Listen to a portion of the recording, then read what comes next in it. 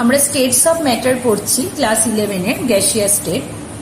এতক্ষণ অবধি যা আমরা পড়েছি, লাস্ট ভিডিও অবধি যা ডিসকাস করেছি, more or less we have covered in our class 10।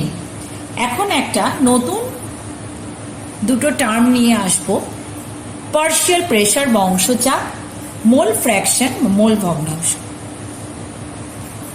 আমরা ডাল্টনস ল পড়বো অন পার্শিয়াল প্রেশার। তার আগে এই টার্মগুলো আমার মনে হয় যে তোমাদের এগুলোর সাথে পরিচিত হয়ে নেওয়া দরকার। ধরো এ বি সি এমন তিনটে গ্যাস নেওয়া হলো যারা পরস্পর বিক্রিয়া করে না, তারা একটা পাত্রের মধ্যে এনক্লোজড অবস্থায় রয়েছে, আবদ্ধ। তো তাদের মোট চাপ হচ্ছে পি। কিরকম অবস্থায় না, এনক্লোজড অবস্থা যেহেতু তার আয়তন নির্দিষ্ট থাকবে এবং উষ্ণতাও কনস্ট্যান্ট থাকবে। তো এই অবস্থায় রাখলে ধরো এ বি সি তিনটে গ্যাসই রয়েছে তখন মোট চাপ হচ্ছে, ধরে নিলাম ভি লিটার আয়তন পাত্রের, আর মোট চাপ হলো ক্যাপিটাল পি। এখন যদি এই পাত্রটাই, এই ভি লিটার পাত্রটা পুরোটাই এ গ্যাস অধিকার করে থাকতো, তাহলে তার চাপ হতো পি এ। যদি পুরোটাই বি গ্যাস অধিকার করে থাকতো ওই পাত্রের, তাহলে তার চাপ হতো পিবি। যদি পুরোটাই সি গ্যাস অধিকার করে থাকতো তাহলে তার চাপ হতো পিসি। এই যে চাপগুলোকে, অর্থাৎ এরা একা অধিকার করে থাকলে যে পরিমাণ চাপ হতো সেই চাপকে বলা হয় অংশ চাপ বা আংশিক চাপ। এবং ল আমাদের বলবে যে মোট চাপ সবসময় এই কম্পোনেন্টগুলোর অংশ চাপের সমষ্টির সমান হবে। তার মানে ওরা একা যদি সেই পাত্রটা অধিকার করে থাকতো, তাহলে যে চাপ তারা প্রয়োগ করত সেই চাপকে অংশচাপ বলা হবে। অর্থাৎ আমরা কিভাবে ডিফাইন করব দেখো, আমি তোমাদের টেক্সট বইয়ের ল্যাঙ্গুয়েজেই বলছি। স্থির উষ্ণতায় নির্দিষ্ট আয়তনের কোনো পাত্রে যদি পরস্পর বিক্রিয়া করে না এমন গ্যাসগুলিকে রাখা হয়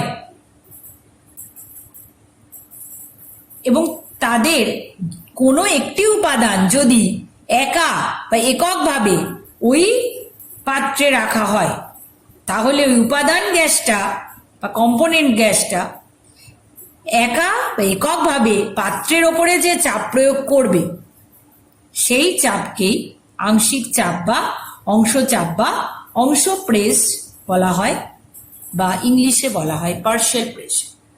নেক্সট টার্ম যেটা আমরা ফ্যামিলিয়ার হব, হোয়াট ইজ মোল ফ্র্যাকশন বা মোল ভগ্নাংশ কি। ধরি এ বি দুটো গ্যাস এই ধরনের পাত্রে রয়েছে। এ গ্যাসের মোল সংখ্যা এন এ, বি গ্যাসের মোল সংখ্যা এন বি। তাহলে মোট মোল সংখ্যা হবে কি, স্মল এন দিয়ে যদি রিপ্রেজেন্ট করি, small N A plus N B. সেক্ষেত্রে এ গ্যাসের মোল ভগ্নাংশ কি হবে না, ওই উপাদানটির মোল অর্থাৎ এন এ ডিভাইডেড বাই মোট মোল। বি এর মোল ভগ্নাংশ কি হবে, উপাদানটির মোল অর্থাৎ এন বি ডিভাইডেড বাই মোট মোল। এর মোল ভগ্নাংশকে এক্স এ, বি এর মোল ভগ্নাংশকে এক্স বি। অর্থাৎ যে কোনো উপাদান যদি তার মোল ভগ্নাংশ প্রকাশ করি, আমরা এক্স লেটার দিয়ে সাধারণত প্রকাশ করি, পরে অঙ্ক টঙ্ক বা ডেরিভেশনে আমরা এটা দেখি। এবার আমরা মূল সূত্রের আলোচনায় চলে যাই। ধরো সাধারণ উষ্ণতায় হাইড্রোজেন, অক্সিজেন, হিলিয়াম এদের একটি নির্দিষ্ট আয়তনের পাত্রে আবদ্ধ করা হলো। কেন এই তিন প্রকার গ্যাস এরকম ভাবে আমরা নিলাম, যে আমাদের শর্ত ছিল প্রাইমারিলি যে গ্যাসগুলি পরস্পর বিক্রিয়া করবে না। তাহলে এদের মোট চাপ পি টোটাল বলে রিপ্রেজেন্ট করছি, যাকে প্রকাশ করছি, তার মান হবে P1, P2, P3।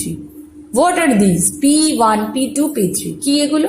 P1 হলো H2-র আংশিক চাপ, P2 হলো O2-র আংশিক চাপ, P3 হলো হিলিয়ামের আংশিক চাপ। যা আমি আগে বলেছি সেটাই এখানে আবার উইথ অ্যান এক্সাম্পল আমি বললাম।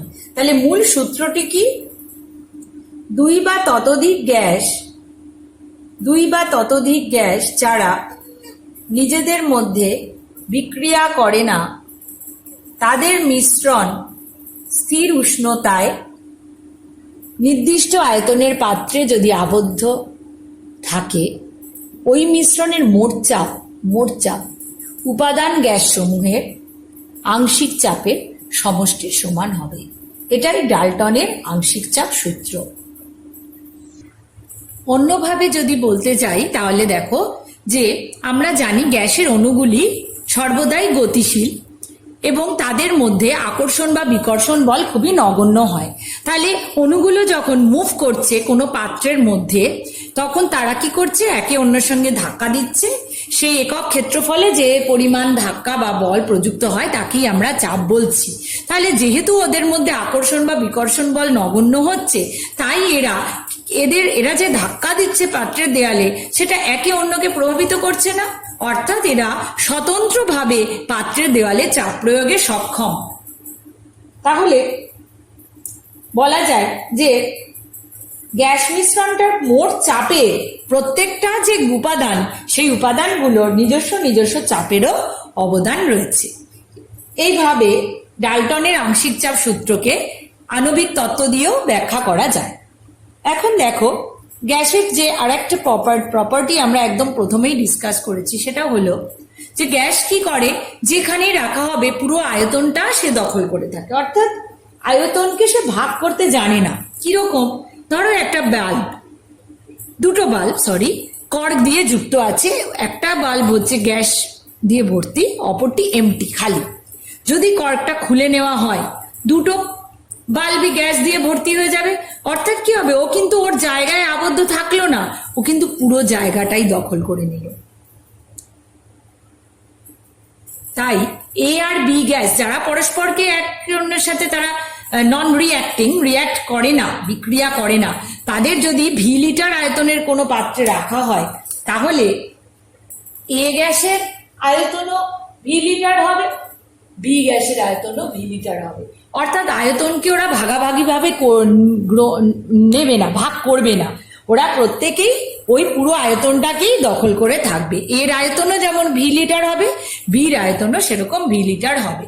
তাহলে প্রতিটি ক্ষেত্রেই আমরা আদর্শ গ্যাসের সমীকরণকে ইউজ করতে পারবো।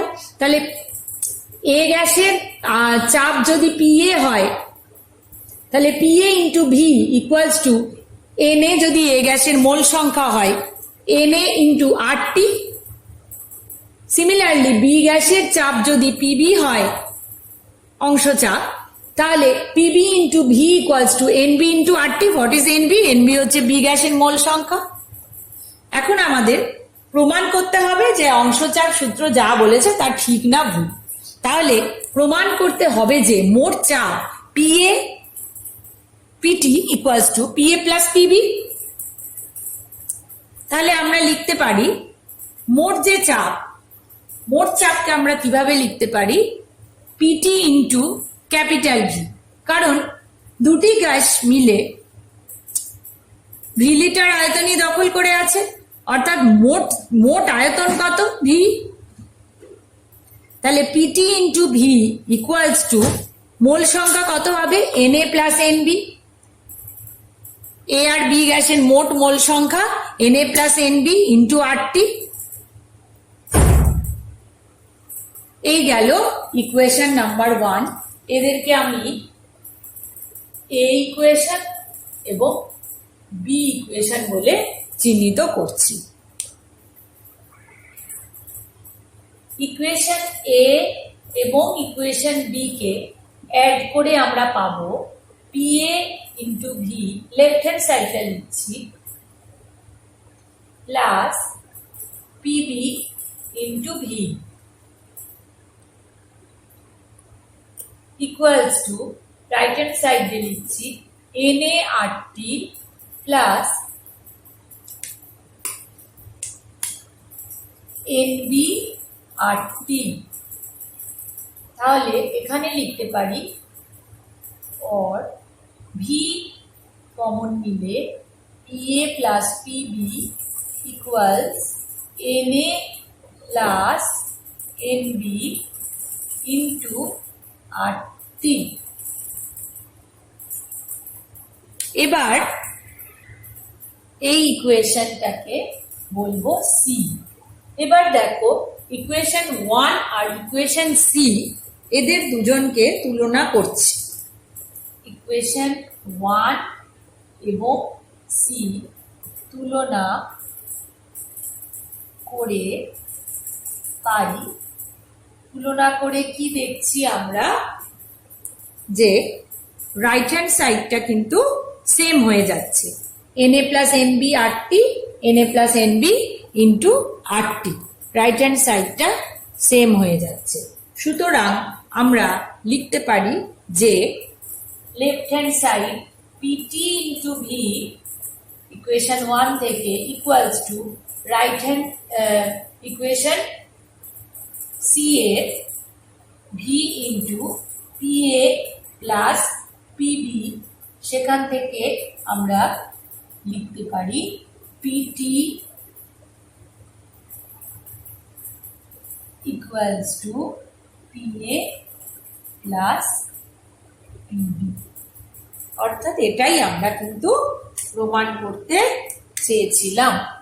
আমরা চেয়েছিলাম যে মোট চাপকে যে অংশ চাপ দুটোর সমষ্টি বলা হচ্ছে সেটা আদৌ যে ঠিক সেটাই প্রমাণ করতে চেয়েছিলাম।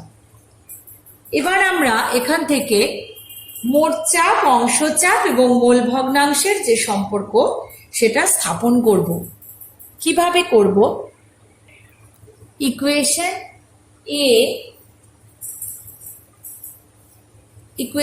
এ অর্থাৎ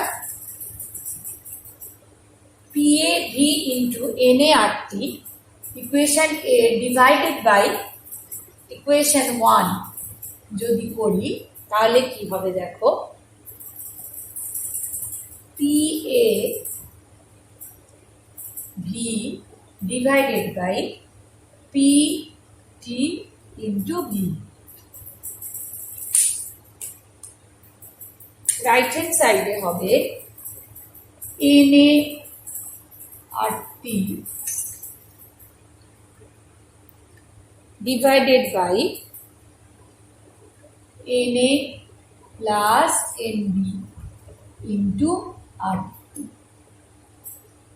ক্যান্সেল আউট হয়ে গেল, তাহলে PA equals to PT into NA plus NB। তাহলে আমরা একটু আগেই পড়েছি যে এই NA by NA plus NB এই ফ্যাক্টরটাকে কি বলে না, A গ্যাসের মোল ভগ্নাংশ বা মোল ফ্র্যাকশন।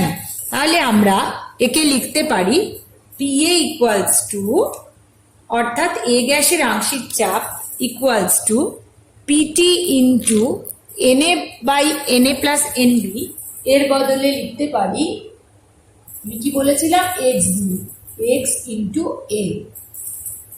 ঠিক আছে, সুতরাং একে আমরা যদি কথায় লিখি কিরকম হবে, A গ্যাসের অংশ চাপ সমান সমান A গ্যাসের মোল ভগ্নাংশ ইন্টু মোট চাপ।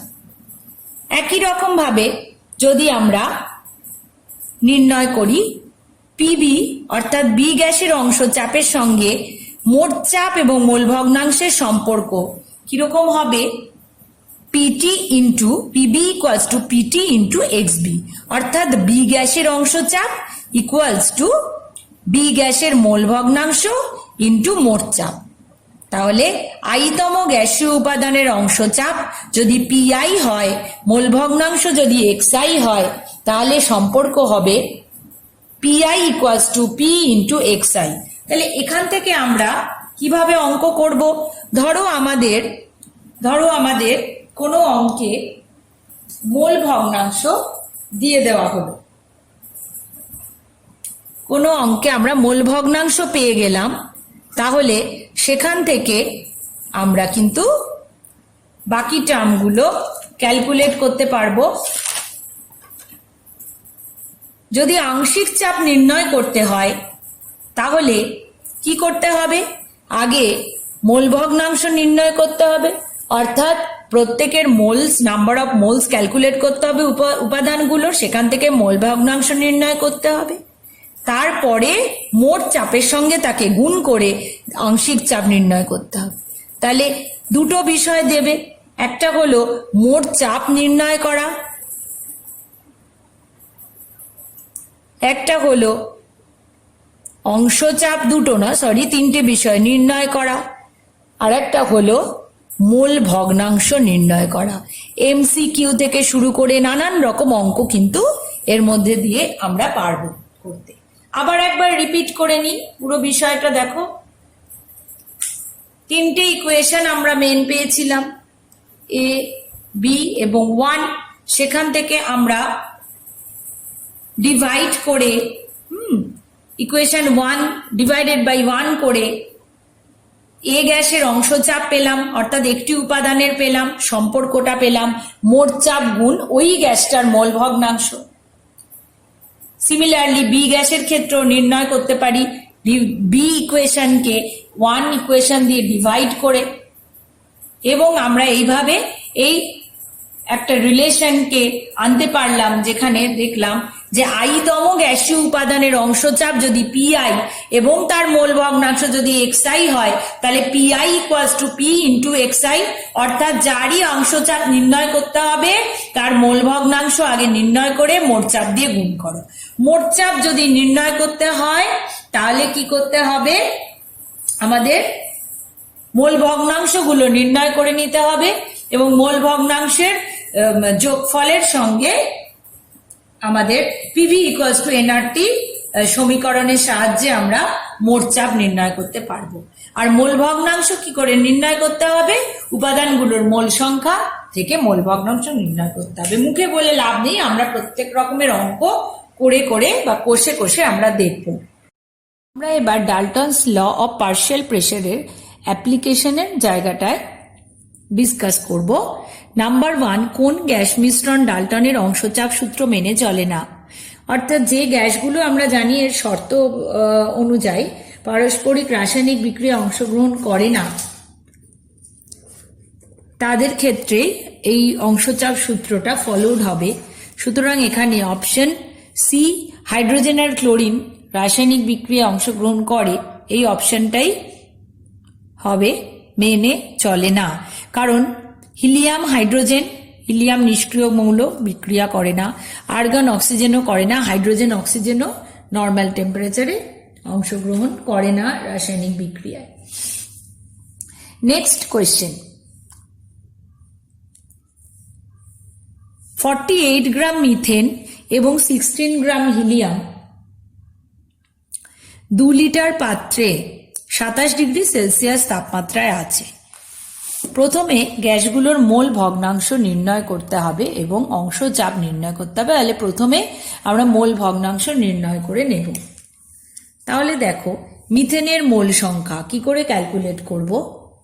48 গ্রাম মাস বাই আণবিক ভর। তাহলে এখানে কত গ্রাম মিথেন আছে? 48 গ্রাম ডিভাইডেড বাই ওর মোলার মাস। মিথেনের মোলার মাস বা আণবিক ভর হলো 16, অর্থাৎ 48 by 16, আনসার উইল বি 3। হিলিয়ামের মোল সংখ্যা দেওয়া আছে, given mass 16, 16 gram methane helium, ওর মোলার মাস হলো 4, তাহলে আনসার হবে 4। সুতরাং আমরা জানি যেহেতু মোল ভগ্নাংশ হলো উপাদানের মোল সংখ্যা ডিভাইডেড বাই মোট মোল সংখ্যা, যাকে আমরা xi দিয়ে প্রকাশ করি। এখান থেকে আমরা মোট মোল সংখ্যা কত পাবো? 3 + 4 7। তাহলে মিথেনের মোল ভগ্নাংশ কত হবে? 3 মিথেনের মোল সংখ্যা ডিভাইডেড বাই মোট মোল, 3/7। হিলিয়ামের ক্ষেত্রে কি হবে?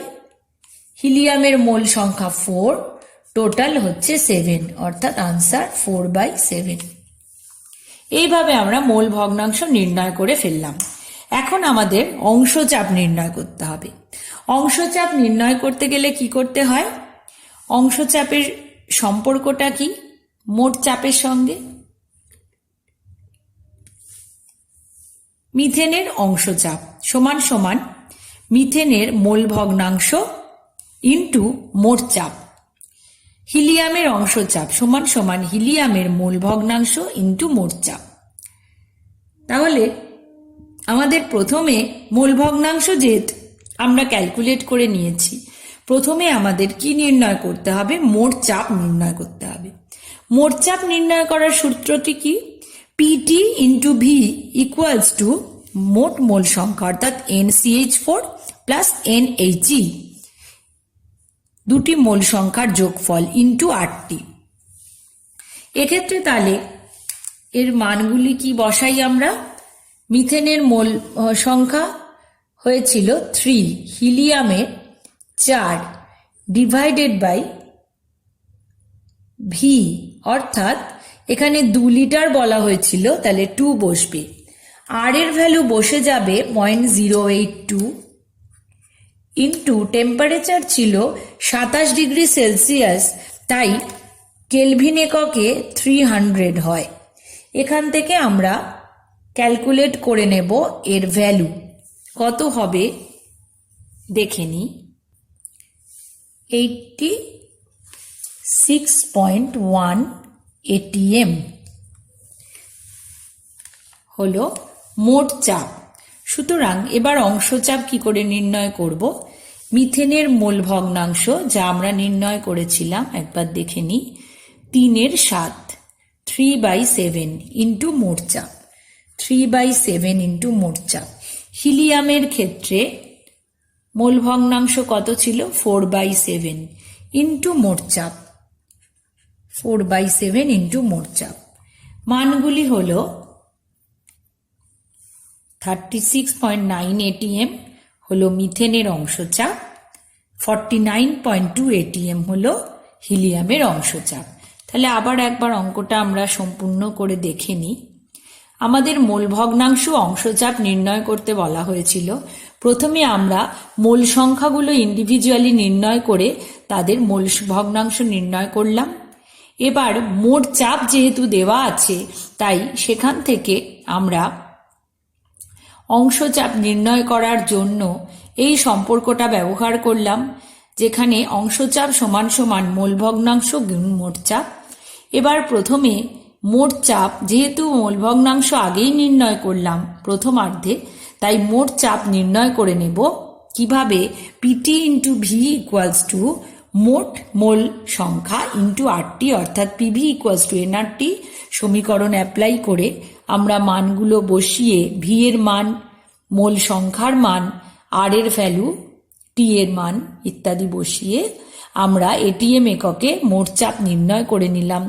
এবার আমরা অংশচাপের ফর্মুলায় সম্পর্ক, অংশচাপ ও মোট চাপের যে সম্পর্কটা, সেখানে মূল ভগ্নাংশের মান এবং মোট চাপের মান বসিয়ে গুণ করে প্রতি ক্ষেত্রে ইন্ডিভিজুয়াল অংশচাপ নির্ণয় করতে পারলাম। নেক্সট প্রশ্নটি হল, সমভরের হিলিয়াম এবং মিথেনের মিশ্রণ একটি পাত্রে আছে, মোট চাপের কত ভগ্নাংশ হিলিয়ামের চাপ হবে? ধরে নিতে হবে হিলিয়ামের ভর এবং মিথেনের ভর ধরে নিলাম আমি m গ্রাম। এবার তাহলে হিলিয়ামের মোল সংখ্যা কত হবে? হিলিয়ামের ভর যদি m হয়, m গ্রাম হয়, ডিভাইডেড বাই হিলিয়ামের যতটা আণবিক ভর, যার মান হলো 4। মিথেনের মোল সংখ্যা কত হবে? ওর ভর যত, অর্থাৎ m ডিভাইডেড বাই মিথেনের আণবিক ভর, যার মান হলো 16। 12 প্লাস 4 দ্যাট ইজ 16, অর্থাৎ মাস n সমান সমান মাস বাই ক্যাপিটাল M। এই সম্পর্কটা আমরা এখানে ফলো করলাম। এখান থেকে আমরা লিখতে পারি হিলিয়ামের অংশ চাপ সমান সমান হিলিয়ামের মোল ভগ্নাংশ গুণ মোট চাপ। হিলিয়ামের মোল ভগ্নাংশ কি করে নির্ণয় করব? ওর মোল সংখ্যা m/4 ডিভাইডেড বাই মোট মোল সংখ্যা m/4 প্লাস m/16 ইন্টু মোট চাপ ধরে নিলাম ক্যাপিটাল পি। তাহলে মোট চাপের কত ভগ্নাংশ হিলিয়ামের চাপ হবে? মোট চাপের এই ভগ্নাংশ, এই যে ফ্যাক্টরটা, সেটা হবে হিলিয়ামের চাপ। এই ফ্যাক্টরটাকে আলাদা করে লিখে আমরা দেখছি, অর্থাৎ আনসার হবে, this factor will be the answer, m/4 divided by m/4 plus m/16।